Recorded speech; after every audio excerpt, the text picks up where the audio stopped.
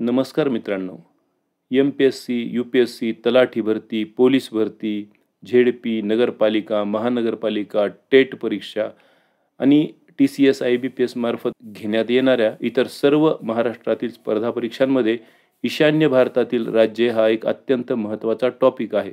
या भागावर दरवर्षी थेट प्रश्न विचारलेले दिसतात. जसं की सर्वात मोठं राज्य कोणतं? सर्वाधिक लोकसंख्येचं राज्य कोणतं? कोणकोणत्या राज्यांशी कोणकोणत्या देशांची सीमा लागते? अशा अनेक प्रश्नांची उत्तरं या व्हिडिओत तुम्हाला मिळणार आहेत. आजच्या या व्हिडिओमध्ये आपण ईशान्येकडील 8ही राज्यांचा भूगोल, लोकसंख्या, क्षेत्रफळ, घनता आणि आंतरराष्ट्रीय सीमांशी असलेला संबंध सविस्तरपणे पाहणार आहोत. तेही अतिशय सोप्या भाषेत आणि परीक्षाभिमुख दृष्टिकोनातून. चला तर मग सुरू करूया ईशान्य भारताची ओळख या आजच्या आपल्या विषयाला.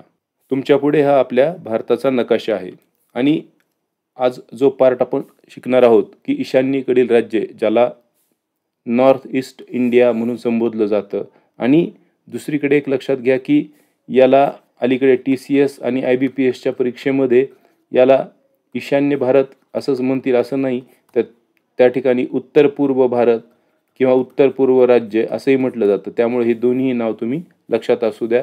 नॉर्थ ईस्ट इंडिया म्हणजे भारताचा हा भाग आहे. तर हा भाग प्रत्यक्षात कसा दिसतो? तर या ठिकाणी तुम्ही पहा, हा ईशान्येकडील प्रदेश आहे भारताचा. यामध्ये एकूण किती राज्य आहेत? तर 8 राज्य आहेत. आपण ते पुढे पाहणार आहोत.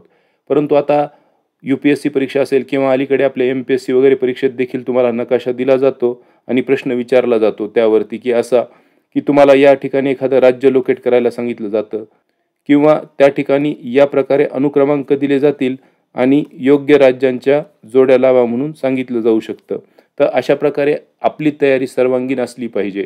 आता अलीकडे सामान्य अध्ययन म्हणजेच आपण जो जनरल स्टडीज किंवा जी-केचा पार्ट म्हणतो त्यामध्ये भूगोल आणि त्यामध्येही भारताचा भूगोल हा अत्यंत महत्त्वाचा आहे. आपल्याला अभ्यासणं गरजेचं आहे. तर हा अभ्यास करताना जर आपण नकाशा किंवा मॅप्सचा वापर केला तर आपल्याला आकलन झाल्यामुळे आपल्याला पुन्हा फारसं पाठ करावं लागत नाही आणि कोणत्याही अवघड ट्रिक्स लक्षात ठेवण्याची गरज पडत नाही. तर तुमच्या लक्षात आलं असेल की हा ईशान्य भारताचा नकाशा आहे. या ठिकाणी वेगवेगळी राज्य आहेत. ते नाव आपण पाहणारच आहोत. हे सिक्कीम हे वेगळं राज्य आहे त्यापैकी. तर या ठिकाणी आपण पाहूया. हे आहे अरुणाचल प्रदेश. म्हणजे ईशान्य भारतातील सर्वात उत्तरेकडील राज्य कोणतं म्हटलं तर ते आहे अरुणाचल प्रदेश आणि सर्वात दक्षिणेकडील म्हटलं तर कोणतं आहे? मिझोराम. ईशान्य भारतातील राज्ये आहेत एकूण 8. त्यापैकी हे जी 7 राज्य आहेत म्हणजे कोणते? तर अरुणाचल प्रदेश, नागालँड, मणिपूर, मिझोराम, त्रिपुरा, मेघालय आणि आसाम. या 7 राज्यांना 7 सिस्टर्स म्हणून संबोधलं जातं. मराठीमध्ये 7 बहिणी पण ॲक्च्युअल नाव फेमस आहे 7 सिस्टर्स म्हणून. यांना म्हटलं जातं या 7 राज्यांना. प्लस 8वं राज्य म्हणजे त्यांचा बंधू असं म्हणता येईल आपल्याला, भाऊ म्हणून, तर ते आहे सिक्कीम. कारण सिक्कीम भारतात नंतर सामील झालेला आहे. परंतु इतिहास हा आजच्या विषयाचा आपला पार्ट नाही, तर आपल्याला एक सर्वसाधारण दृष्टिक्षेप टाकायचा आहे भौगोलिक ईशान्य भारतावर. त्यामुळे सिक्कीम हे नंतर सामील झालेलं राज्य म्हणजे 7 म्हणजे 7 सिस्टर्स प्लस 1 सिक्कीम असं मिळून ईशान्य भारतामध्ये एकूण 8 राज्य आहेत. म्हणजे भारतातील 8 घटक राज्ये ईशान्य भारतात आहेत हे तुम्ही लक्षात ठेवा. हा नकाशा मुद्दाम आपण कलर घेतलेला नाही की आपल्याला हा आकार लक्षात राहावा आणि परीक्षेत एखाद्या वेळेस असाच पार्ट पूर्ण दिला गेला आणि भारताचा हा कोणता भाग आहे, मग द्वीपकल्पीय पठारी प्रदेश आहे का, उत्तर भारतीय मैदानी प्रदेश आहे, उत्तरेकडील हिमालयीन पर्वत प्रदेश आहे का, मग ईशान्य भारतातील राज्यांचा प्रदेश आहे, तर आपल्याला पाहिल्या हे लक्षात आलं पाहिजे. त्या दृष्टीने हा नकाशा लक्षात ठेवा. त्यानंतर या ठिकाणी हा भारताचा नकाशा आहे. आता ईशान्य भारत देशाच्या मुख्य भागाशी सिलिगुडी कॉरिडॉर किंवा चिकन नेकद्वारे जोडलेला आहे. हा देखील अतिशय महत्त्वाचा प्रश्न आहे. या ठिकाणी तुम्ही पाहू शकता हा ईशान्य भारताचा प्रदेश आहे आणि इथे या ठिकाणी या नेकद्वारे या निमुळत्या भूभागाद्वारे तो भारताच्या या मुख्य भूमीला जोडलेला आहे. ही भारताची मुख्य भूमी झाली. हीच बाब तुम्ही अधिक ठळकपणे या नकाशात पाहू शकतात. हा आहे सिलिगुडी कॉरिडॉर. तर या ठिकाणी पहा, हा जो भाग आहे म्हणजे या नकाशातील या ठिकाणीचा भाग, ही इकडची भूमी झाली आपली आणि या भागाने हा ईशान्य भारताचा भाग जोडला जातो. त्याला आपण काय म्हणतो? सिलिगुडी कॉरिडॉर किंवा चिकन नेकद्वारे. म्हणजे कोंबडीच्या मानेप्रमाणे तो भाग आहे या प्रकारे, त्यामुळे त्याला चिकन नेकद्वारे म्हटलं जातं. आता हा जो ईशान्य भारताचा भाग आहे, हा पूर्ण भाग, या ठिकाणी तुम्ही पाहू शकता की हा भाग एकूण 5 देशांशी जोडलेला आहे. प्रश्न असाही तयार होऊ शकतो किंवा येऊ शकतो की ईशान्य भारतातील 8 घटक राज्यांना एकूण किती देशांची सीमा संलग्न आहे किंवा किती देशांची सीमा लागून आहे ईशान्येकडील राज्यांना किंवा नॉर्थ ईस्ट इंडियाला एकूण किती आंतरराष्ट्रीय देशांची सीमा संलग्न आहे. तर मग अशा वेळेस त्याचं उत्तर आहे 5. आपण या पूर्ण भारताचा विचार केला तर एकूण 7 देशांशी आपली सीमा संलग्न आहे असं आपण म्हणतो. या 7 देशांमध्ये हे 5 देश तर आहेतच, त्याचबरोबर पाकिस्तान आणि अफगाणिस्तान हे 2 देश यामध्ये समाविष्ट आहेत. परंतु ईशान्य भारताचा विचार केला तर एकूण 5 देशांशी आपली सीमा संलग्न आहे. कोणकोणते देश आहेत ते? चीन आहे, म्यानमार, बांगलादेश, भूतान आणि नेपाळ. कोणकोणते आहेत या ठिकाणी पहा. चीन, म्यानमार, बांगलादेश, भूतान आणि नेपाळ. या प्रकारे या 5 देशांची सीमा आपल्या ईशान्येकडील राज्यांना संलग्न आहे किंवा लागून आहे. तर हा पार्ट एक लक्षात ठेवा सिलिगुडी कॉरिडॉरचा. आणि त्याबरोबर एकूण 5 देशांची सीमा ईशान्य भारतातील 8 राज्यांना 5 देशांची सीमा लागून आहे हे लक्षात ठेवा. त्यानंतर हा जो आपला ईशान्य भारत आहे त्यामध्ये एकूण 8 राज्यांचा समावेश आहे, आपण ते पाहिले. आणि ते कोणते कोणते राज्य आहेत तर अरुणाचल प्रदेश या ठिकाणी आहे, आसाम, नागालँड, हे आसाम, नागालँड, त्यानंतर मणिपूर आहे, त्यानंतर मिझोराम, त्रिपुरा, मेघालय आणि त्यानंतर सिक्कीम. कोणताही एक क्रम आपण लक्षात ठेवायचा म्हणजे आपल्याला पाठ करण्याची गरज राहत नाही किंवा कोणकोणते अवघड ट्रिक्स पण लक्षात ठेवण्याची गरज नाही. अरुणाचल प्रदेश, आसाम, नागालँड, मणिपूर, मिझोराम, त्रिपुरा, मेघालय आणि सिक्कीम हे तुमच्या लक्षात आलं असेल. जर परीक्षेत आपल्याला लोकेटच करा असं जर विचारलं किंवा प्रश्न सांगितला तर लक्षात घ्यायला पाहिजे आपण की हे आहे अरुणाचल प्रदेश, हा भाग आहे आसाम, हे राज्य आहे नागालँड, त्यानंतर हे आहे मणिपूर, हे आहे मिझोराम, हे छोटं राज्य त्रिपुरा, या ठिकाणी मेघालय आणि हे आहे सिक्कीम. या पद्धतीने हा क्रम लक्षात ठेवा म्हणजे आपल्याला बाकी सर्व गोष्टी लक्षात घेणं सोपं जाईल. तर अशा प्रकारे ही 8 राज्ये आणि त्यांचं लोकेशन आपल्याला माहीत झालं. त्यानंतर परीक्षेमध्ये राज्यांचंच विचारतील, त्याचबरोबर असंही विचारतील की हा आपल्याला नकाशा दिला जाईल ईशान्य भारताचा आणि असं या ठिकाणी एखादं ठिकाण दिलं जाईल आणि विचारलं जाईल आपल्याला की हे ठिकाण कोणतं आहे आणि मग पर्याय दिले जातील इटानगर, शिलाँग, इम्फाळ. तर त्यावेळेस आपल्याला हे लक्षात यायला पाहिजे की अरुणाचल प्रदेशमध्ये हे ठिकाण आहे आणि इटानगर त्याची राजधानी आहे. त्याचप्रकारे या नागालँडची कोहिमा, मणिपूरची इम्फाळ, मिझोरामची आयझॉल त्यांची साधारण ठिकाणे आणि भौगोलिकदृष्ट्या जे स्थान आहे ते लक्षात ठेवणं आपल्यासाठी गरजेचं आहे. अशा प्रकारे सर्वात महत्त्वाचा पार्ट आहे ईशान्य भारताची ओळख म्हणजे ती 8 राज्ये, त्या 8 राज्यांची ठिकाणे. हे सिक्कीम या ठिकाणी आहे आणि गंगटोक या ठिकाणी त्याची राजधानी आहे, हे आपण लक्षात ठेवायचे. त्यानंतर आता हा महत्त्वाचा पार्ट आहे. देशाच्या एकूण भौगोलिक क्षेत्राच्या 7.97% क्षेत्र ईशान्य भारताने व्यापलेलं आहे. म्हणजेच काय, या 8 राज्यांनी मिळून भारताचं जे एकूण क्षेत्रफळ आहे 32,87,263 चौरस किलोमीटर, ही लेटेस्ट माहिती आहे. चौरस किलोमीटर इतकं आपल्या भारताचं क्षेत्रफळ आहे.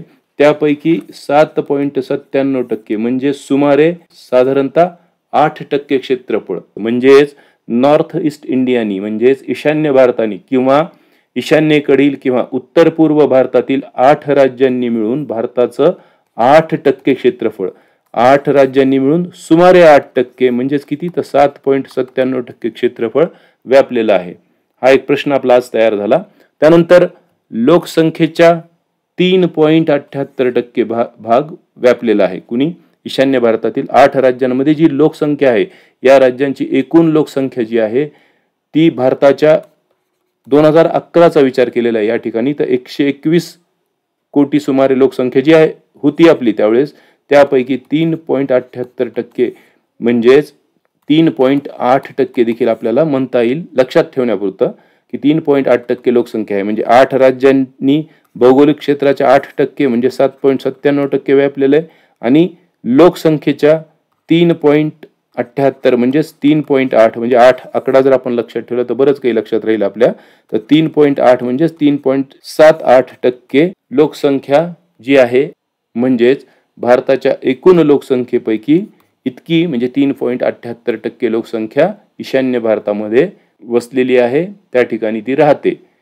अजून एक महत्त्वाचा मुद्दा आहे की ईशान्येकडील जे 8ही राज्य आहेत, या 8ही राज्यांना आंतरराष्ट्रीय सीमारेषा संलग्न आहे. आता आपलं मध्य प्रदेश आहे, त्यांना आंतरराष्ट्रीय सीमा नाही.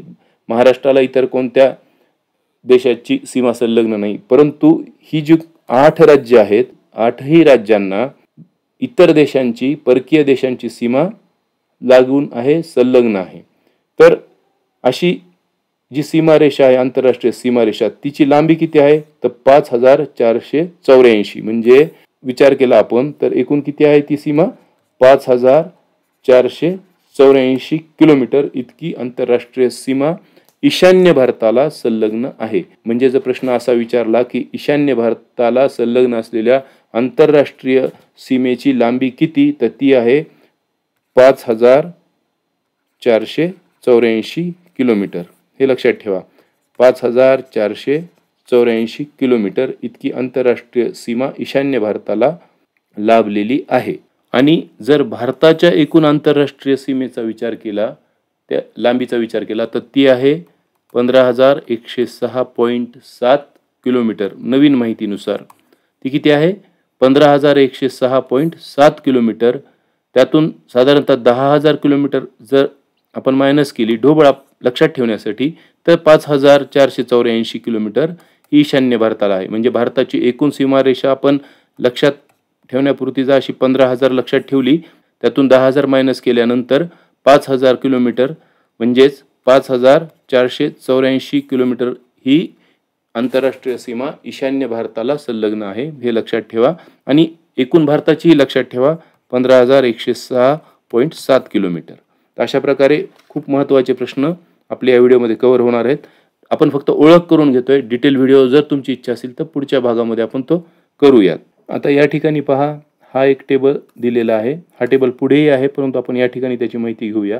एकूण 5484 किलोमीटर लांबीची जी आंतरराष्ट्रीय सीमा ईशान्य भारताला संलग्न आहे त्या 8 राज्यांना, तर त्यामध्ये सर्वाधिक सीमा कोणत्या देशाशी आहे तर बांगलादेशाची संलग्न आहे. आणि एकूण भारताचाही आपण विचार केला तर सर्वाधिक लांबीची आंतरराष्ट्रीय सीमारेषा ही बांगलादेशलाच संलग्न आहे. ती किती किलोमीटर आहे तर 4096.7 किलोमीटर इतकी सीमा भारताला संलग्न आहे. त्यापैकी ईशान्य भारताला 1880 किलोमीटरची सीमारेषा संलग्न आहे. प्रश्न असा विचारला गेला की कोणत्या देशाची सर्वाधिक लांबीची सीमा ईशान्य भारताला संलग्न आहे, तर उत्तर बांगलादेश आहे. आणि कोणत्या देशाची सर्वाधिक लांबीची सीमा भारताला संलग्न आहे म्हणजे संपूर्ण भारताला, त्याचंही उत्तर काय आहे बांगलादेश. ही आहे 1880 किलोमीटर आणि ही आहे 4096.7 किलोमीटर. हे लक्षात असू द्या. म्हणजे साधारणतः 1880 म्हणजे 2000च्या जवळपास आहे आणि त्याच्या दुप्पट सीमा संपूर्ण भारताचा विचार केला तर त्याची सीमा बांगलादेशशी संलग्न आहे. त्यानंतर ईशान्य भारताचा विचार जर केला तर दुसऱ्या क्रमांकाच्या लांबीची सीमा जर विचार केला तर ती आहे म्यानमारची 1643 किलोमीटर. आणि संपूर्ण भारताचा विचार केला तरी ती आहे 1643 किलोमीटर. म्हणजे याचा अर्थ काय झाला की म्यानमार हा असा देश आहे की ज्याची सीमा फक्त ईशान्य भारताशी संलग्न आहे, बाकी इतर दुसऱ्या कुठल्याही घटक राज्याशी त्याची सीमा संलग्न नाही, हे लक्षात घ्या. त्यामुळे हा देखील महत्त्वाचा प्रश्न आहे. जर एकूण भारताचा विचार केला तर म्यानमारच्या संलग्न सीमारेषेची लांबीच्या बाबतीत म्यानमार हा 5व्या क्रमांकावर आहे.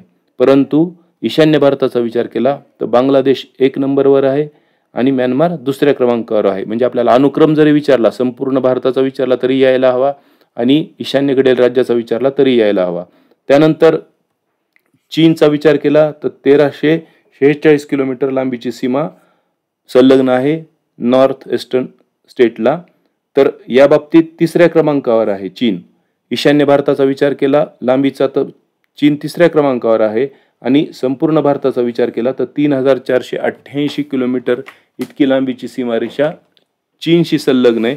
म्हणजेच चीन बांगलादेश नंतर 2ऱ्या क्रमांकावर आहे या बाबतीमध्ये संपूर्ण भारताचा विचार केला. लक्षात ठेवणं अवघड नाही. बांगलादेशाची सीमा 1 नंबरला आहे म्यानमारची 2 नंबरला आहे, चीनची 3 नंबरला आहे ईशान्य भारतात. आणि संपूर्ण भारताचा विचार केला तर बांगलादेश 1 नंबरला आहे, चीन 2 नंबरला आहे आणि म्यानमार हे 5व्या नंबरला गेलेले आहे.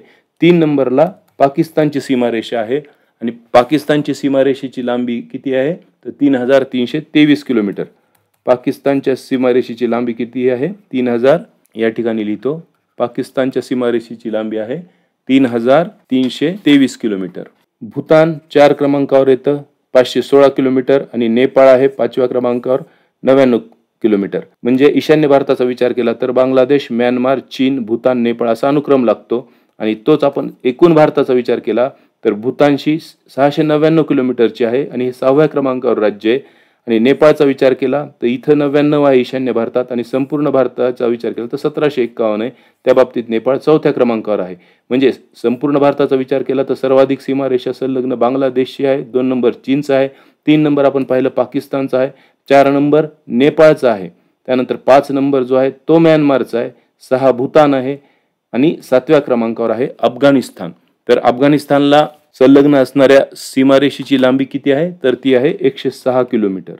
106 किलोमीटर लांबीची सीमारेषा आहे अफगाणिस्तानशी संलग्न. म्हणजे या ठिकाणी 2 जी राज्ये नाहीत त्यापैकी पाकशी भारताची सीमारेषा 3323 आहे आणि अफगाणिस्तानशी 106 किलोमीटर आहे. म्हणजे सर्वाधिक सीमारेषा संलग्न भारताचा जरी विचार केला आपण तर ती आहे बांगलादेशशी आणि सर्वात कमी आहे अफगाणिस्तानशी. ईशान्य भारताचा विचार केला 8 राज्यांचा तर सर्वाधिक लांबीची सीमारेषा संलग्न आहे बांगलादेशशी आणि सर्वात कमी आहे नेपाळशी. एकूण 5 राज्यांशी संलग्न आहे, इथे एकूण 7 राज्यांशी संलग्न आहे. खूप महत्त्वाची माहिती आहे, शक्य तितक्या सोप्या भाषेत सांगण्याचा प्रयत्न केलेला आहे. तुम्ही या नोट्स आपल्याला विनायक घ्या स्टडी ॲपवरती मिळतीलच, त्या ठिकाणी त्या फ्रीमध्येच उपलब्ध आहेत. तुम्ही ते ॲप डाउनलोड करून घ्या, तिथे ती फ्रीमध्ये तुम्हाला वाचता येईल, पाहता येईल. तर आता आपण पुढचा मुद्दा पाहूयात. आपण अगदी थोडक्यात तोंड ओळख करून घेतोय ईशान्य भारताची. या ठिकाणी एक टेबल दिलेला आहे की उत्तर पूर्व भारतातील, मुद्दाम दोन्ही शब्द वापरलेले आहेत परीक्षेमध्ये कन्फ्यूज होऊ नये म्हणून, तर उत्तर पूर्व भारतातील राज्यांचे तुलनात्मक तक्ताचित्र या ठिकाणी दिलेलं आहे. आता ही ती राज्य आहेत अरुणाचल प्रदेश, आसाम, मणिपूर, मेघालय, मिझोराम, नागालँड, त्रिपुरा, सिक्कीम आणि त्यांची राजधानीचा या ठिकाणी विचार केलेला आहे. आता मी मागे म्हटल्याप्रमाणे या राजधानी आपल्याला त्या नकाशात देखील दाखवाव्या लागतील. परीक्षेत असे प्रश्न आता विचारले जातील इथून पुढे, UPSC नेहमीच विचारले जातात. तर अरुणाचल प्रदेशची राजधानी आहे इटानगर आणि आपल्याला अरुणाचल प्रदेशच्या त्या नकाशामध्ये देखील इटानगर साधारणतः कोठे आहे हेही आपल्याला लक्षात आलं पाहिजे. तसे नकाशे कुठेही भेटतील तुम्हाला किंवा आपल्या चॅनलवरही आहे, आता या व्हिडिओमध्ये पण आहे. तर आसामची राजधानी आहे दिसपूर, अरुणाचलची इटानगर. आसामच्या राजधानीच्या बाबतीत आपली गफलत होऊ शकते कारण गुवाहाटी असं बरेचदा आपल्याला पटकन कानावर आल्यामुळे ते सतत नाव आपल्याला वाटू शकतं की आसामची राजधानी गुवाहाटी आहे, परंतु तसं नाही आहे. आसामची राजधानी दिसपूर आहे, हे लक्षात घ्या. मणिपूरची आहे इम्फाळ. इम्फाळ इतिहासात आहे, आझाद हिंद सेनेशी संबंध आहे, तर मणिपूरची राजधानी आहे इम्फाळ. मेघालय शिलाँग. मिझोरामची आहे ऐझवाल. नागालँडची राजधानी कोहिमा. त्रिपुराची लक्षात ठेवणं सोपं आहे आगरतळा.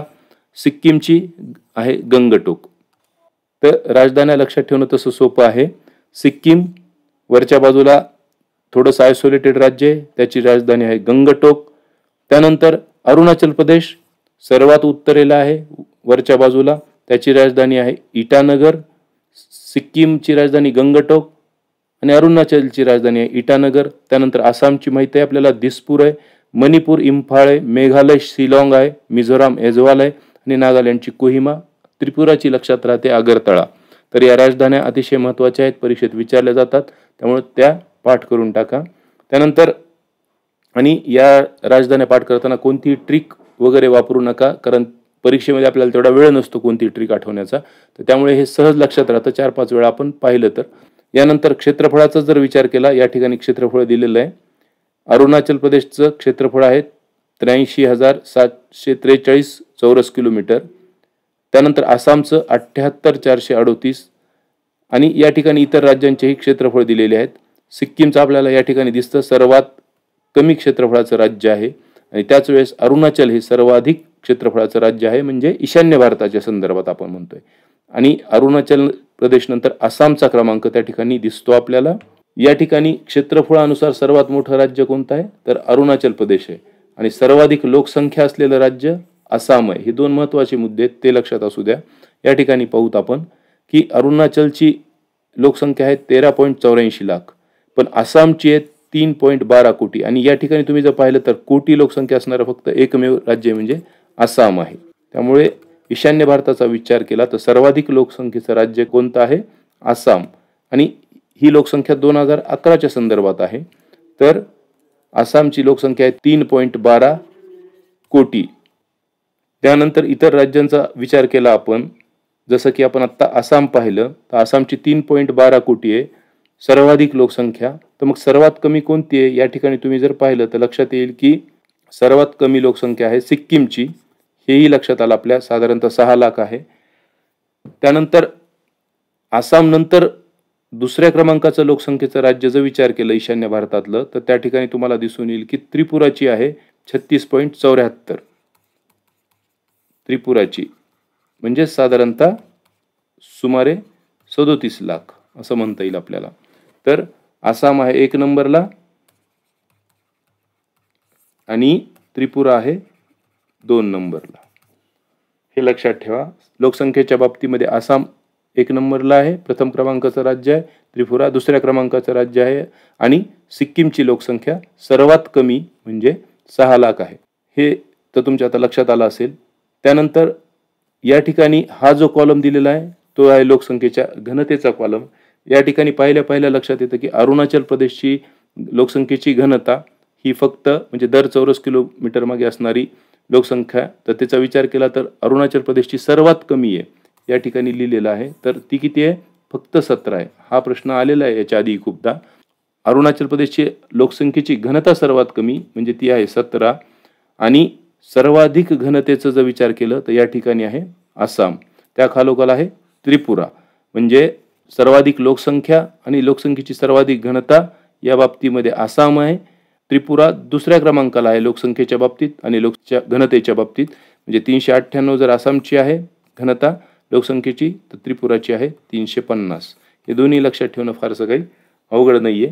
त्यानंतर सर्वात कमीचा विचार केला तर ती आहे अरुणाचल प्रदेशची आणि त्या खालोखाल मिझोरामची 52 आहे.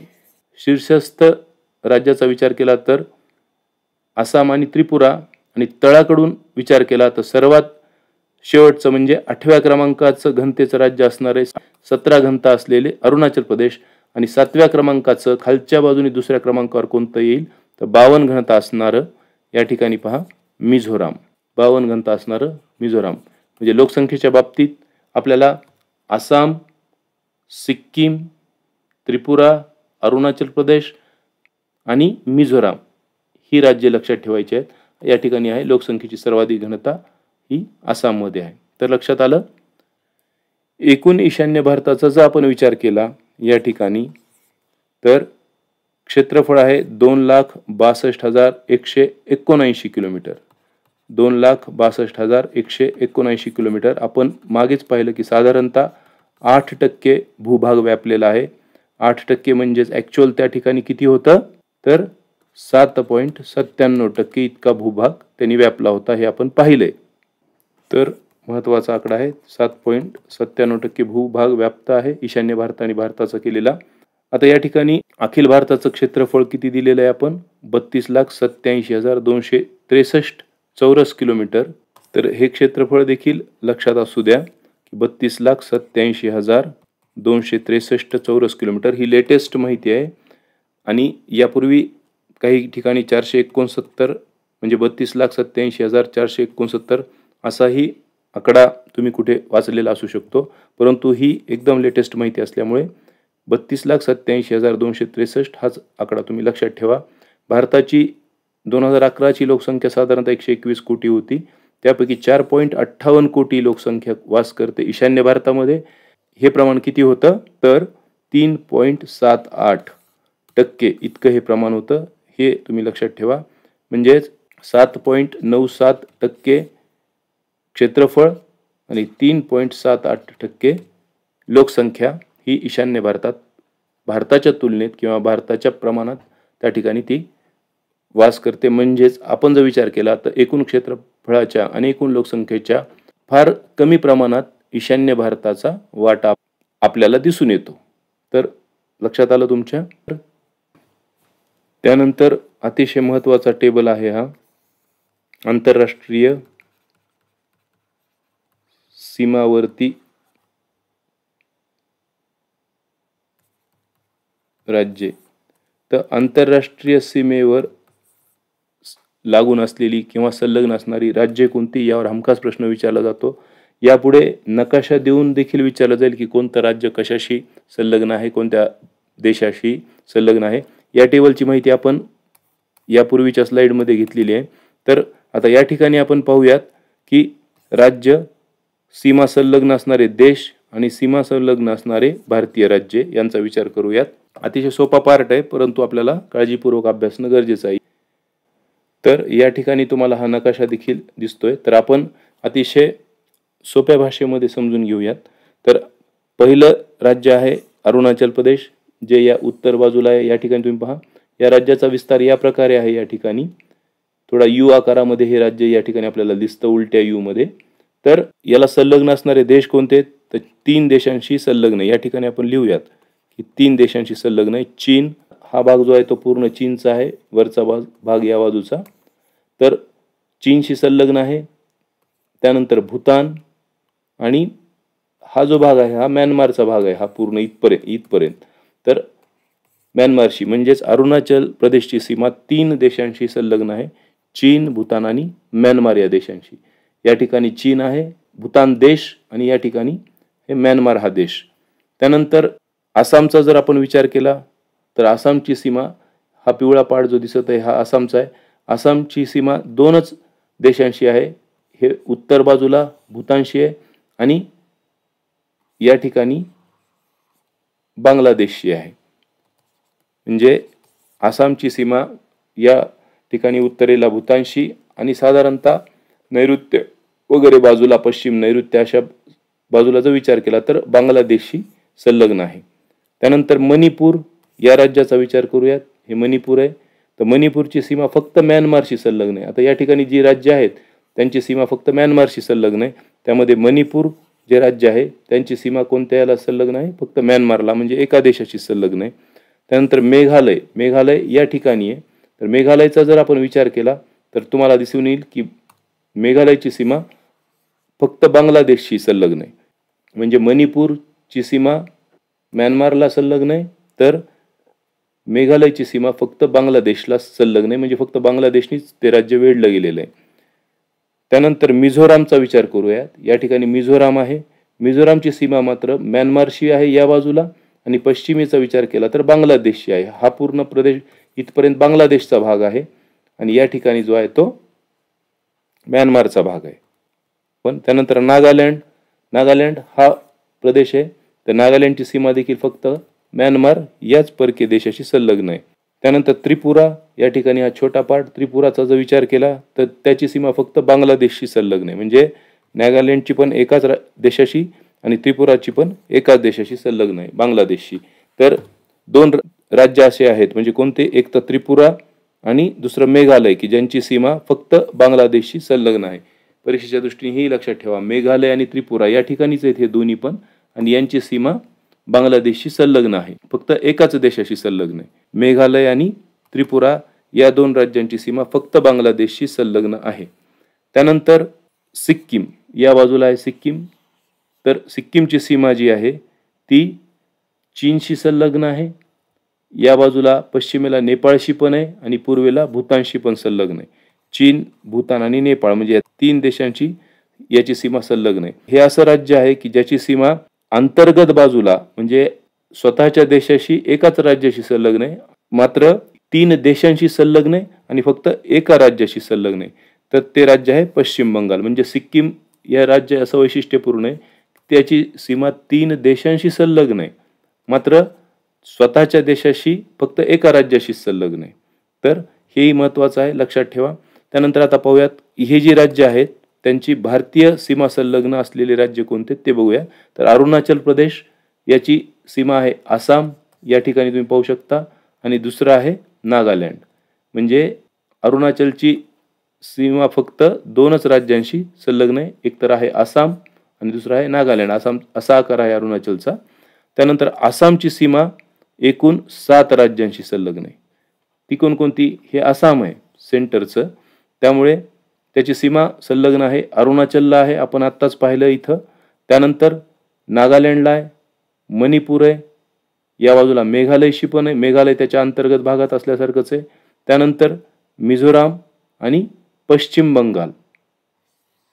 आसामची सीमा म्हणजे हा जो पार्ट तुम्हाला दिसत आहे या ठिकाणी, तर हा पूर्ण पार्ट सिलिगुडी पार्ट हा सिलिगुडी पार्ट आहे आपण पाहिलं. आणि इथून हा पश्चिम बंगालची सीमारेषा याला संलग्न आहे आसामला. तर या ठिकाणी म्हणजे या ठिकाणी तुम्ही जर पाहिलं तर हा सिक्कीमला पण संलग्न आहे आणि या ठिकाणी आसामलाही संलग्न आहे. म्हणजे पश्चिम बंगालची जी सीमारेषा आहे ती आसामशी संलग्न आहे. म्हणजेच आसामची सीमारेषा अरुणाचल प्रदेश, नागालँड, मणिपूर, मेघालय, त्रिपुरा आणि मिझोराम अशा एकूण 6 ईशान्येकडील राज्यांशी संलग्न आहे. आणि एक राज्य दुसरं आहे ते म्हणजे पश्चिम बंगाल आहे, ते लक्षात घ्या. म्हणजेच आसामची सीमारेषा इतर 7 राज्य उरली ईशान्येकडील. या 7 राज्यांपैकी 6 राज्यांची सीमारेषा आसामला संलग्न आहे. मग कोणत्या याची नाही आहे? तर सिक्कीम या ठिकाणी तुम्हाला दिसतं की त्याची नाही आहे. त्याची इतर 3 देशांशी आहे आणि पश्चिम बंगाल ह्या एकमेव राज्याशी आहे. या ठिकाणी त्या पश्चिम बंगालची सीमारेषा मग आसामला पण आहे आणि त्याचबरोबर सिक्कीमला पण आहे. म्हणजेच फक्त सिक्कीम राज्य वगळलं तर इतर सर्व ईशान्येकडील राज्यांशी आसामची सीमारेषा संलग्न आहे.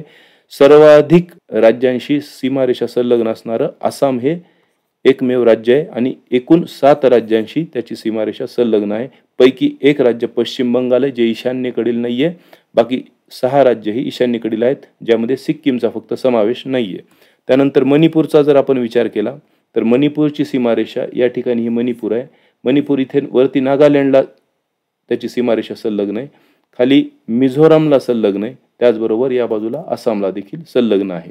तर तुमच्या लक्षात आलं, मणिपूरची सीमारेषा जी आहे ती नागालँड वरच्या बाजूला, उत्तर बाजूला साधारणतः, खालच्या बाजूला मिझोरामशी म्हणजे दक्षिण बाजूचा म्हणता येईल आपल्याला ढोबळमानाने, आणि पश्चिम बाजूला आसामशी ही सीमारेषा संलग्न असलेली आपल्याला दिसते. या ठिकाणी दिशांचा विचार आपण फक्त आपल्याला लक्षात येण्यासाठी ढोबळमानाने करतोय, हे लक्षात असू द्या.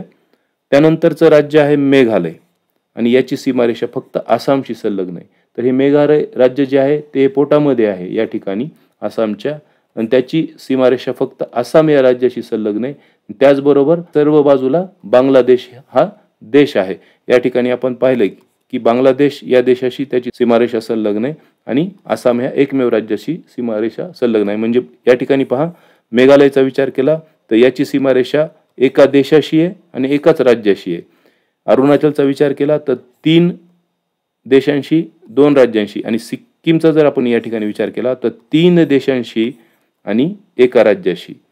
मेघालय एका देशाशी एका राज्याशी, हे लक्षात असू द्या. या ठिकाणी मेघालयची सीमारेषा आसाम आणि इतर सर्व बाजूला बांगलादेशशी संलग्न आहे किंवा त्यांनी वेढलेली आहे बांगलादेशनी.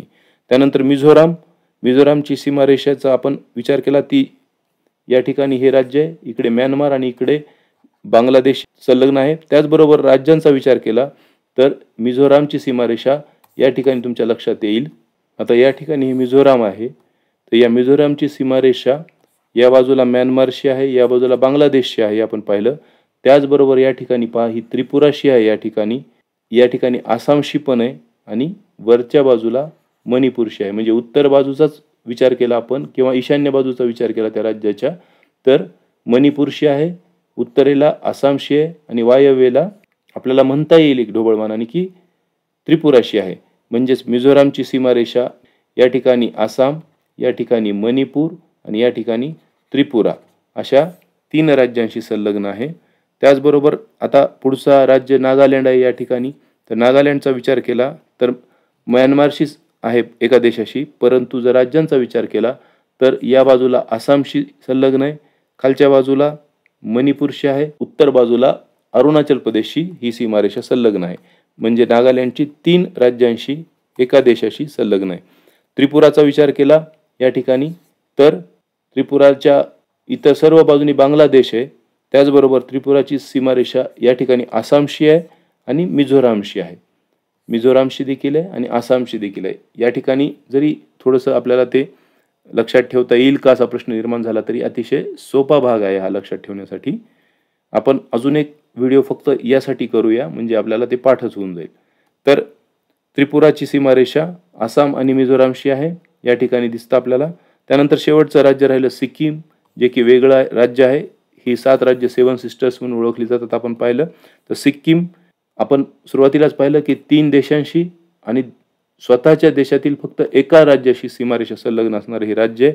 त्या राज्याची सीमारेषा नॉर्थ ईस्ट स्टेट्सशी नाही तर एका दुसऱ्या राज्याशी म्हणजे पश्चिम बंगालशी आहे. म्हणजे ईशान्येकडील सिक्कीम हे असं राज्य आहे की ज्या राज्याची सीमारेषा इतर जे 7 सिस्टर्स म्हणले जाणारे 7 राज्य आहेत ईशान्येकडील नॉर्थ ईस्ट राज्ये त्यांच्याशी संलग्न नसून पश्चिम बंगाल या राज्याशी ती सीमारेषा संलग्न आहे. त्याच ठिकाणी आपण विचार केलेला जो की ईशान्य भारताकडे जाण्यासाठी जो सिलिगुडी कॉरिडॉर आहे ते देखील याच ठिकाणी आहे. सिक्कीमच्या जवळच म्हणजे पश्चिम बंगालमधील तो पार्ट आहे जो पुढे सिक्कीमला देखील त्या ठिकाणी स्पर्श करतं ते राज्य. तर अशा प्रकारे तुमच्या लक्षात आलं. तर यावर काही महत्त्वाचे प्रश्न पण आहेत, आपण ते पुढच्या व्हिडिओमध्ये पाहूया किंवा आपल्या कम्युनिटी पोस्टमध्ये यावरील प्रश्न पोस्ट करेल, तिथं तुम्ही त्याची नक्की उत्तरं द्या. आता आपण या व्हिडिओच्या शेवटी अगदी थोडीशी वैशिष्ट्ये पाहूया. नंतर आपण प्रत्येक राज्याचा वेगळा विचार करू परीक्षेच्या दृष्टीने. पण आता या ठिकाणी एक तोंडओळख करून घेऊया. त्यामध्ये अरुणाचल प्रदेश हे उत्तर पूर्वेतील सर्वात मोठं राज्य आहे. म्हणजेच आकारमानाने क्षेत्रफळाने ईशान्य भारतातील सर्वात मोठं राज्य अरुणाचल प्रदेश आणि सर्वाधिक लांबीची आंतरराष्ट्रीय सीमा असलेलं राज्य देखील कोणतं आहे? अरुणाचल प्रदेश. ईशान्य भारताचा विचार करताना आपण हे सगळं म्हणतोय. तर सर्वात मोठं राज्य आकारमानाने किंवा क्षेत्रफळाने त्याचबरोबर सर्वाधिक लांबीची आंतरराष्ट्रीय सीमा लाभलेलं ईशान्य भारतातील राज्य कोणतं असेल तर ते अरुणाचल प्रदेश हे राज्य आहे. त्यानंतर सर्वाधिक लोकसंख्या असलेलं राज्य आहे आसाम. परंतु नॉर्थ ईस्ट राज्य ईशान्य भारतातील राज्य कोणतं आहे? आसाम. चहा व काझीरंगा उद्यानासाठी प्रसिद्ध आहे आणि त्याचबरोबर सर्वाधिक घनतेचं राज्य देखील आहे. हेही आपण पाहिलं. 398 घनता आहे त्याची. त्यानंतर मणिपुरी या शास्त्रीय नृत्यासाठी प्रसिद्ध असलेलं राज्य आहे. लोकेशन या ठिकाणी आहे. इम्फाळ त्याची राजधानी आहे. आणि लोकटक सरोवर जे प्रसिद्ध आहेत, लोकटक सरोवर ते देखील मणिपूरमध्येच आहे. त्यानंतर मेघालय हे राज्य या ठिकाणी आहे, मेघालय अंतर्गत भागामध्ये. तर मौसिनराम आणि चेरापुंजी सारख्या सर्वाधिक पावसांच्या ठिकाणासाठी हे राज्य प्रसिद्ध आहे. त्यानंतर मिझोराम डोंगराळ प्रदेश आहे. या ठिकाणी अनेक टेकड्या आहेत. बांबू व मिझो संस्कृतीसाठी हे राज्य प्रसिद्ध आहे. मिझोराम या ठिकाणी आहे दक्षिण भागात, ईशान्य राज्यांच्या दक्षिणेस. त्यानंतर नागालँड हॉर्निबल महोत्सवासाठी प्रसिद्ध आहे आणि या ठिकाणची आदिवासी संस्कृती देखील अधिक प्रभावी आहे, प्रसिद्ध आहे. तर हॉर्निबल महोत्सव कुठे होतो? तर नागालँडला होतो. नागालँड या ठिकाणी आहे. अरुणाचल प्रदेश नंतर नागालँड, मणिपूर, मिझोराम. अरुणाचल प्रदेश नंतर नागालँड, मणिपूर आणि मिझोराम. त्यानंतर आहे त्रिपुरा, मेघालय, सिक्कीम म्हणजेच आणि या सर्वांच्या मध्ये आहे आसाम. अशा प्रकारे तुम्ही लक्षात ठेवा. त्यानंतर त्रिपुरा हे तिन्ही बाजूनी बांगलादेशने वेढलेलं राज्य आहे. या ठिकाणी पहा हे त्रिपुरा आहे. आणि दुसरे सर्वाधिक लोकसंख्या असलेले राज्य पहिलं आहे आसाम आणि दुसरं आहे त्रिपुरा. आपण पाहिलंय हे आधी. त्यानंतर सिक्कीम हे सर्वात लहान नॉर्थ ईस्ट राज्य आहे, म्हणजे ईशान्येकडील सर्वात लहान राज्य आहे. गोवा हे आपल्या भारतातील सर्वात लहान राज्य आहे. आणि त्यानंतर म्हणजे तळाकडून दुसऱ्या क्रमांकाचं सर्वात खालचा क्रमांक गोव्याचा, त्यानंतर लागतो सिक्कीमचा. म्हणजे भारतातील दुसऱ्या क्रमांकाचं सर्वात लहान आकारमानाने राज्य कोणतं आहे तर सिक्कीम आणि सर्वात लहान आकारमानाने राज्य कोणतं आहे तर ते आहे गोवा. हे लक्षात असू द्या. पहिलं सेंद्रिय शेती राज्य म्हणून देखील ओळखलं जातं कोणाला तर सिक्कीमला. थोडक्यात माहिती पाहतोय आपण, डिटेल्स नाही, परंतु यावर प्रश्न मात्र हमखास तयार होऊ शकतात, तर ते तुम्ही नक्की लक्षात घ्या. त्यानंतर प्रत्येक राज्याचं एक वैशिष्ट्य आहे. 8 राज्य आहेत. या 8ही राज्यांचं एक वैशिष्ट्य आहे, त्यांचं संबोधन आहे. आपण थोडक्यात पाहूया. NCERTच्या पुस्तकामध्ये दिलेलं आहे हे. तर अरुणाचल प्रदेशला आपण उगवत्या सूर्याची भूमी म्हणतो, हा प्रश्न परीक्षेत आलेला आहे. किंवा उगवत्या सूर्याचा प्रदेश असं देखील याला म्हटलं जातं. पहाटेच्या प्रकाशाने उजळलेले पर्वत, डॉन लिट माउंटन्स असंही त्याला म्हटलं जातं. तर सर्वात महत्त्वाचं आहे की तो उगवत्या सूर्याचा प्रदेश आहे. त्यानंतर आसाम ईशान्येकडील प्रवेशद्वार म्हटलं जातं किंवा ईशान्य भारताचे प्रवेशद्वार म्हटलं जातं, कारण या ठिकाणी तो सिलिगुडी पास आहे. तुम्ही पाहिलं the gateway to the north east असं म्हटलं जातं. म्हणजे ही भारताची मुख्य भूमी आणि ही आहे ईशान्य भारताची भूमी. तर आसाम या राज्यालाच ईशान्येकडील प्रवेशद्वार असं म्हटलं जातं. त्यानंतर मणिपूर हे जे राज्य आहे त्याला भारताचं रत्न किंवा ज्वेल ऑफ इंडिया म्हणून संबोधलं जातं.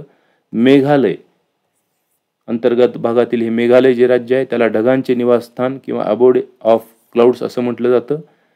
याच ठिकाणी अतिवर्षा होणारी ती मौसिनराम आणि चेरापुंजी ठिकाणे आहेत. मिझोरामला निळ्या पर्वतांची भूमी म्हटलं जातं. या ठिकाणी लँड ऑफ ब्ल्यू माउंटन्स कोणत्या राज्याला म्हटलं जातं, तर मिझोरामला म्हटलं जातं. नागालँड आपण पाहिलं की तेथील आदिवासी संस्कृती जास्त प्रभावी आहे. त्यांना सणांची भूमी म्हणजे लँड ऑफ फेस्टिवल्स हे नागालँडला संबोधलं जातं या ठिकाणी. त्यानंतर सिक्कीम हिमालयीन स्वर्ग म्हटलं जातं. या सिक्कीमला स्वर्ग हा वर असतो आणि या राज्यांच्या तुलनेत देखील सिक्कीम थोडंसं वर आहे. तर सिक्कीमला हिमालयीन स्वर्ग म्हटलं जातं कारण हिमालयीन रांगा आहेत तिथे, म्हणून अनेक पॉईंट्स आहेत तिथे. तर म्हणजे शिखरं आहेत त्या ठिकाणी. तर हिमालयन पॅराडाईज त्याला म्हटलं जातं. म्हणजे हिमालयीन स्वर्ग, हिमालयाचा स्वर्ग असं कोणाला म्हटलं जातं, सिक्कीमला म्हटलं जातं. आणि त्रिपुरा जी आहे तिला विविधतेची भूमी म्हटलं जातं या ठिकाणी त्रिपुराला, कारण लोकसंख्या देखील तिथं जास्त आहे. आसाम नंतर दुसऱ्या क्रमांकाचं राज्य आहे ते. तर त्यामुळे त्याला काय म्हटलं जातं, लँड ऑफ डायव्हर्सिटी. भारताला देखील तसंच संबोधलं जातं, तसंच त्रिपुराला संबोधलं जातं. विविधतेने नटलेली भूमी आपण भारताला म्हणतो. त्याचप्रमाणे ईशान्य भारताचा विचार केला तर त्रिपुराला विविधतेची भूमी किंवा लँड ऑफ डायव्हर्सिटी असं म्हटलं जातं. तर हे तुम्ही लक्षात ठेवा. आपण थोडक्यामध्ये परंतु महत्त्वाचे मुद्दे या ठिकाणी पाहिलेले आहेत. हा व्हिडिओ तुम्हाला आवडला असला तर नक्की लाईक करा, शेअर करा, सबस्क्राईब केलं नसलं तर सबस्क्राईब करा आणि तुमच्या मित्रांनाही हा व्हिडिओ तुम्ही नक्की पाठवा.